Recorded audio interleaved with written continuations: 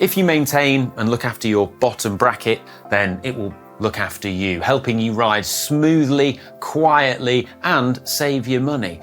But when it comes to bottom bracket maintenance, there's quite a lot of mixed messages on how best to do it. Should you do it with the bottom bracket removed from the frame like this, or still in the frame like this? How should you remove the seals? How should you clean it? What kind of lube should you use? Well, we're going to answer all of these questions and more with the help of a bottom bracket expert, Paul Sollenberger from CeramicSpeed. So, let's do it.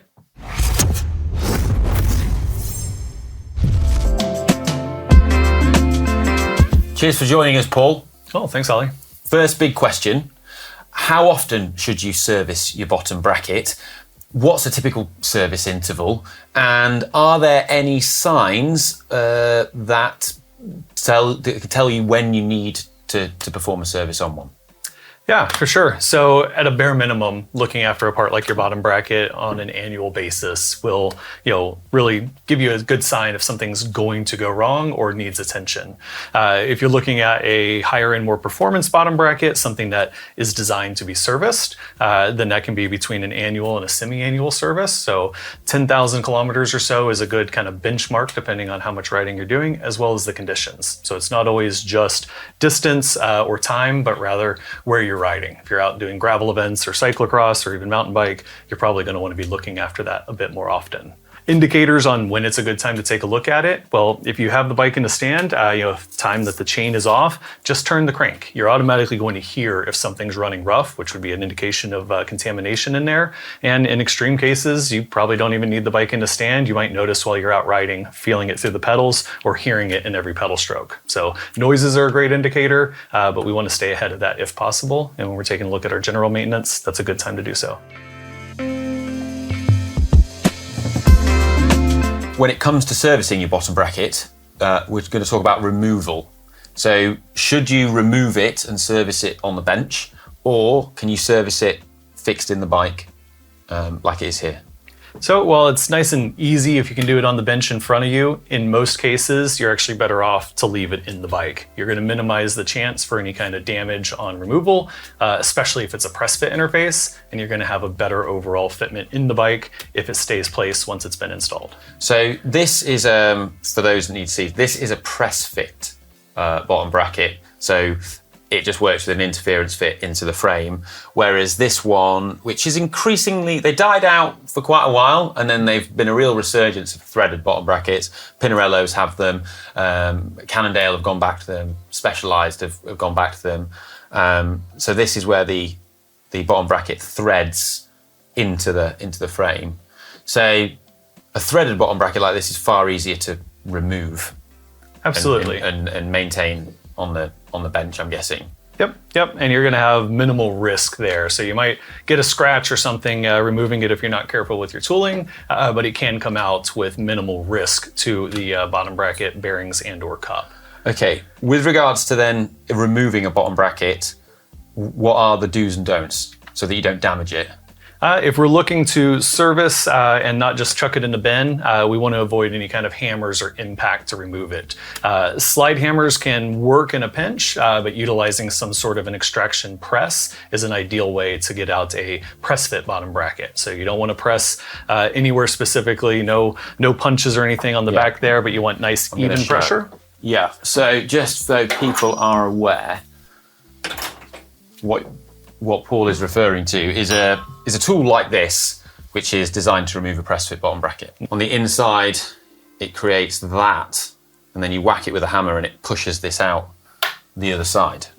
Right into the bin that's right next to it. Yeah, but it does it in a way that is not it's gonna damage the bottom bracket. So a press tool that presses it out by turning is what you'd recommend. You got it. Yep. Something usually has an extraction cup over the face of it, and then you're going to have a drift that pulls it out evenly, pressing smoothly on the backside of that cup will prevent damage. What can happen with traditional punch extraction is that you may slip, you may dent the backside of the cup, which could then cause drag on the back of the bearing that you might not even see, as well as potentially damaging the edge of the bearing there. So while those extraction tools work to get it out of the way when you're putting in a new one, if we're looking to keep it out of the bin, then utilizing something as a press or doing the maintenance on bike is a far more secure and safe way to do so. Okay.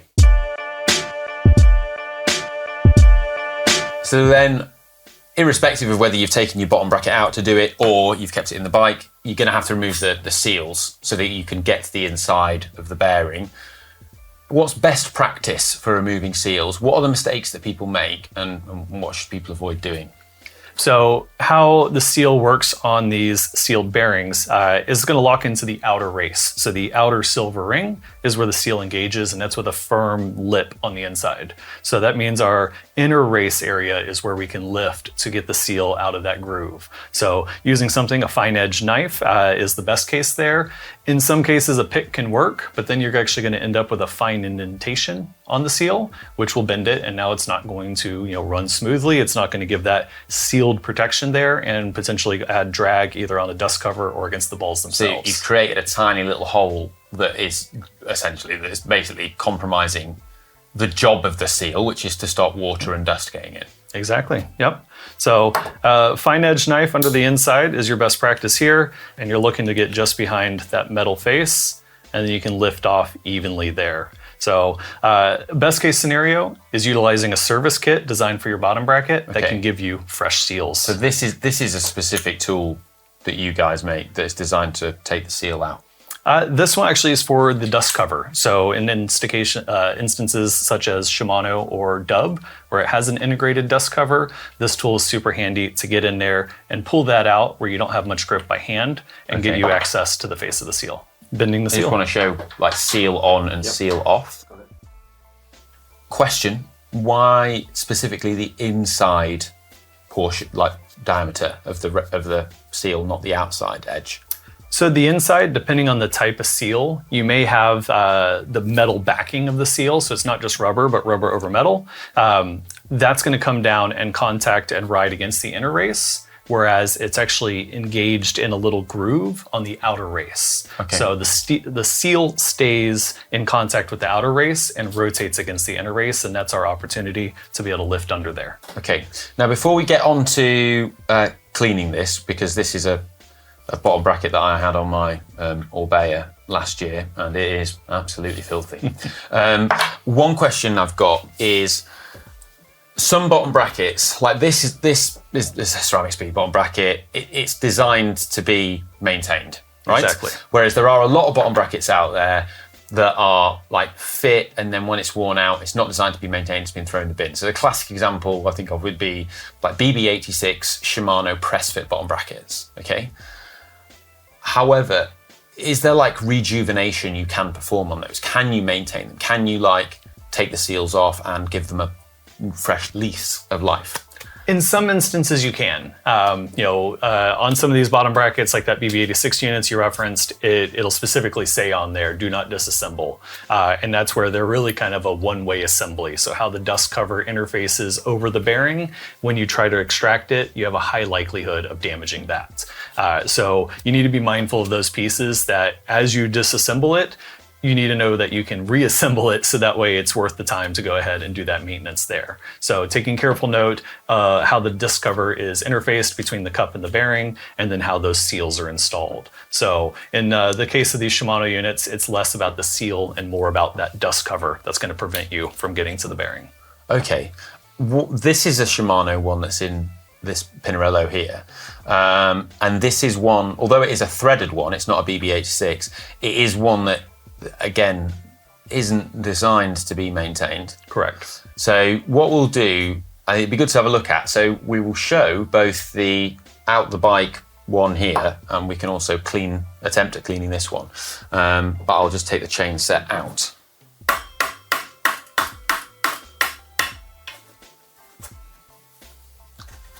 There we go. I mean, that's actually all right.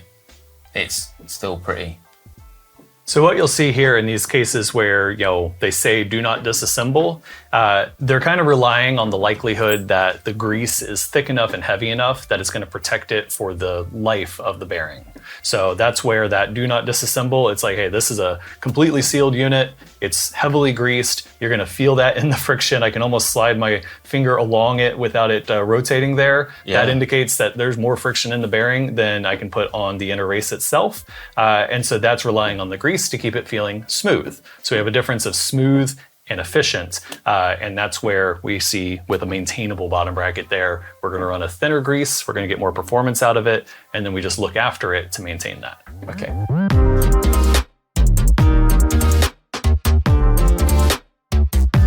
So we're now going to clean all the horrible congealed gloop that's inside my bottom bracket. When it comes to cleaning, what are the do's and don'ts? What sort of cleaning products would you recommend, and what things should people avoid so that they don't damage the bottom bracket and the bearings? So this will be a balance of utilizing a strong enough solvent or cleaner without going overboard. So while something like a brake cleaner can be really effective, it's going to strip everything out of that disc brake cleaner. Exactly. Yeah. They can be quite harsh, some of those. Absolutely. So while you want to be careful about utilizing those indoors, you also want to be careful about how much you're spraying inside the bottom bracket bearings there, because you can damage that backside seal, deteriorate the rubber on it. You can damage the cage that the balls are running in, which are things that maybe don't show up immediately when you service it, but then go rogue when you're a few hours down the road and now you have a problem that you didn't expect to have. So utilizing something that's going to break down the greases without being overly harsh. So there are bearing cleaning products on the market, but a traditional easy use is your isopropyl alcohol, IPA. Works really well because it breaks down the grease without damaging the plastic or rubber bits around it. Yeah. And just to be clear, isopropyl alcohol, IPA, not Indian Pale Ale. I'm looking at Dan Lloyd. So we'll spray some degreaser on there and try and... You got it, absolutely. So what we're gonna do is we wanna soak down inside the bearing. This can be done, again, either on the bike, spray it in there, agitate by rotating the inner race, letting those balls roll around, break down the grease that's inside of it. And I've got gloves on as well for this. There we go. And you get nice and gritty. And this is a great example of what happens when you're out riding, you get some rain, you get some moisture, and by way of being a rotating interface, that dust works its way past that seal that's designed to protect the bearing. So we have contaminated grease that becomes a nasty, dirty paste. And now we want to break that down and rinse it out thoroughly. The other thing that I can tell you about this bottom bracket is it has been jet washed, which I now know not to do, but that wasn't until I recently visited you guys in Denmark, and for years I was jet washing bikes. Is what we're seeing here typical of a bottom bracket that's been jet washed, where you've had a chemical reaction of water ingress with the grease? Absolutely an indicator that, things have been forced down in there, whether it's through jet washing, we know it happens, or just, riding in rainy, wet, nasty conditions. Those same type interfaces work that moisture down in there over time. I mean, here, like we've got two components here, right? We've got the bottom bracket itself, like the cup, but we've also got the bearing inside there. Yep. So some people would probably try and remove the bearing from the cup. Is that a no-no, or? You're definitely getting into deeper areas and need to know what is going on. So virtually every bottom bracket assembly is a press fit assembly. Even on this threaded cup, the bearing is press fit into that cup. When that's done, at CeramicSpeed, we use a bearing retainer compound that effectively glues the bearing into the cup. That minimizes the opportunity for any noise to occur throughout its use. And so if you extract that bearing from that cup, it's the same as taking a press fit cup out of a frame. You're going to mess with that interference fit to a degree, but you're also breaking that bond of the retainer compound, and you would need to be mindful of that when you reinstall it to ensure that that bearing is secure in the cup. So what I'm gathering is the best thing to do is probably just leave it in the cup. Absolutely. That would be our number one recommendation. Leaving it in the cup. Our experience and our practice overall and communication is bearing maintenance can be done in place, whether it's in a cup or in a hub, and then you can flush and clean that successfully without needing to fully extract it. Yeah, there's loads of black stuff coming out of that now. I mean, it's actually, gets a little bit of spin at this point. So our next step here, you want to use compressed air. So make sure you have your proper eyewear on and whatnot, do it in a safe space, but the air is going to help flush everything from behind the balls and get that backside of the bearing flushed out and clean. And that'll leave us with a clean bearing ready to re-grease. Not water. The water's likely to not give the same kind of benefit in flushing and cleaning to get you to that level of properly clean before re-greasing. What about if you use like a jet wash or something like really powerful in this instance? It's likely that it'll function. You may be worried about potentially cracking the cage behind the balls, depending on the age of it. So it's a nylon plastic of the material there in this instance. So depending on how hard and how fine focused that jet wash is, you can do hydro cutting with a jet wash of water. So we want to avoid that, and it's unlikely to be what we'd have in this instance. But yeah, just making sure everything is flushed and clean throughout. So pro mechanics and workshops will have compressed air like blasters. You see them in team trucks and bike shops that have them. Most people aren't going to have that at home, but what we have got here is the next best thing, which is one of these little air dusters. Now, you can basically pick these up online for very little money. They're actually used for cleaning electronics a lot of the time and that sort of stuff. So this is one of those processes that actually sometimes can be easier on bike because your bottom bracket will be held and it makes it easier to get up in there. I have a bit of cloth here to help protect against overspray as well as the apron. But what we're going to do is just get right up next to the edge of it, and we just want to flush out from behind it.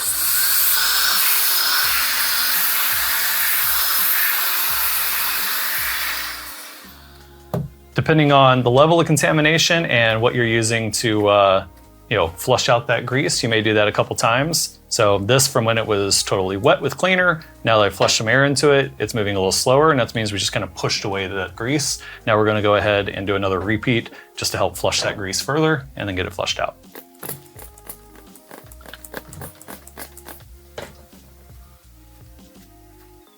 Really nice and agitated around.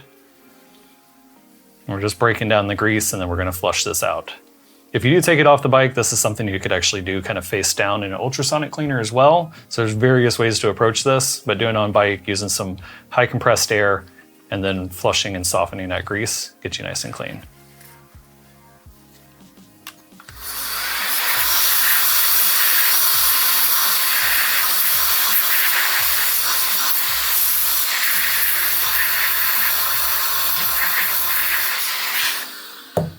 Now we have, more or less a dry bearing, but we get that free spin. We know we're getting all that, stuff out of there. So you can give it a final rinse and then be ready to reapply.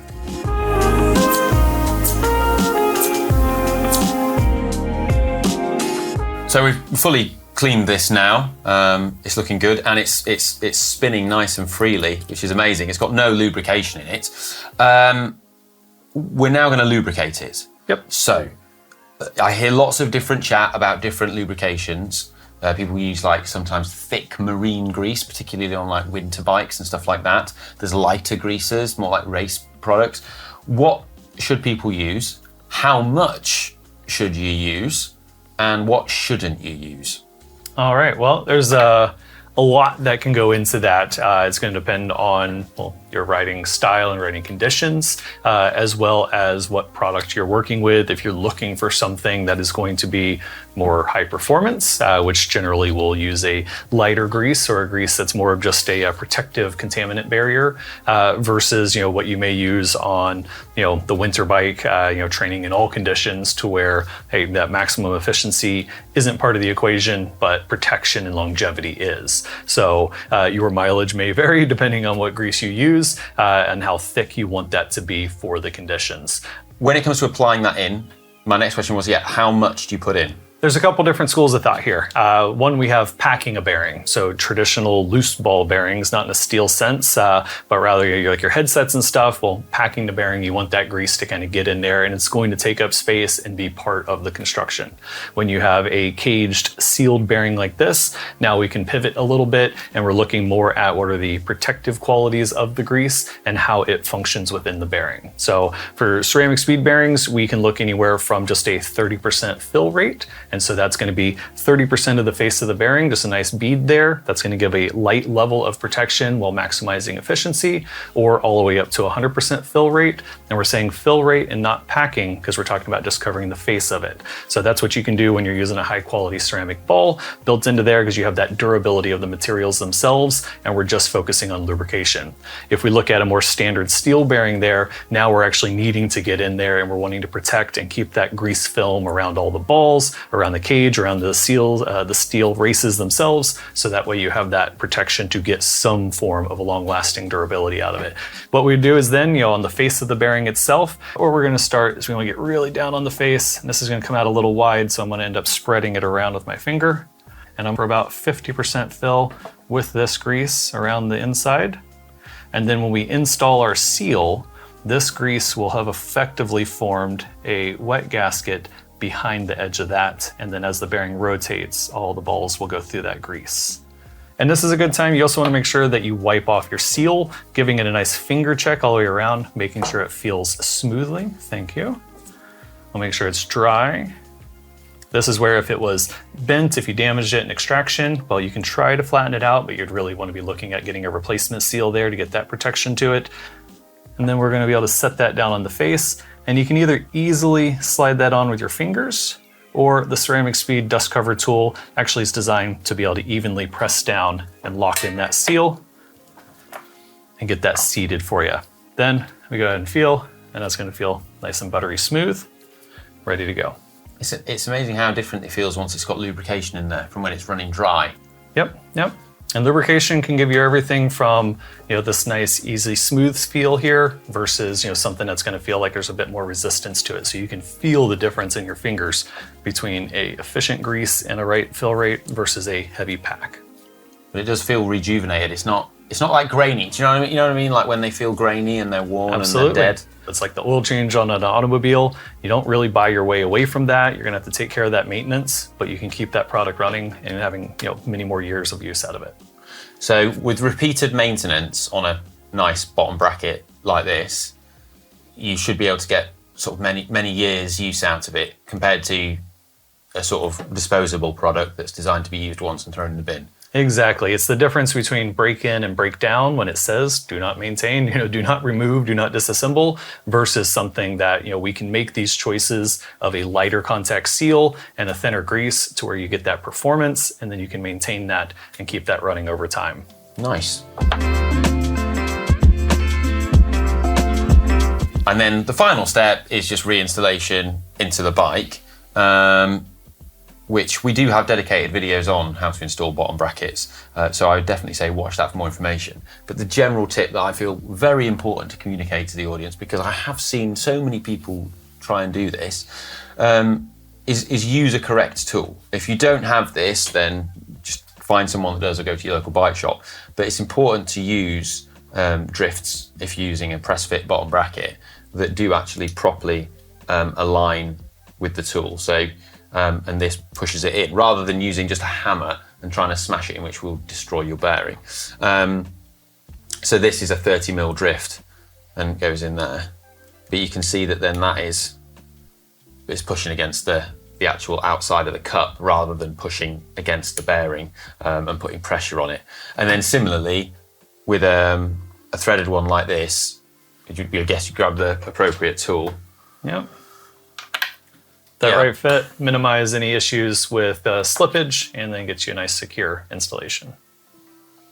Well, thanks for your time, Paul. Of course. Much appreciated. I feel like I've learned a lot of how to do this properly now. If anyone's got any questions about this, fire them down in the comment section below, and we can address it in future videos, and we'll dive in the comments as well. I hope you found this useful. If you have, please give it a thumbs up. Make sure you subscribe if you're not already, and hopefully see you in the next one. Love you. Bye. I'm going to put this in my Orbea again now.